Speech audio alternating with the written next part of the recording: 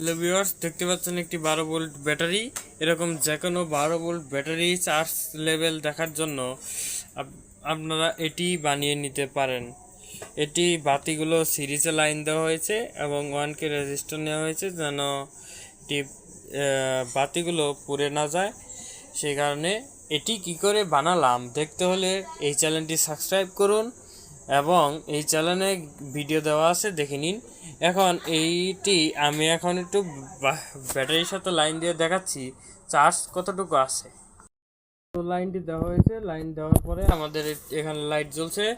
লাল তার এই ব্যাটারি প্লাসের সাথে এবং কালো তার ব্যাটারি মাইনাসের সাথে লাইন দেওয়া হয়েছে।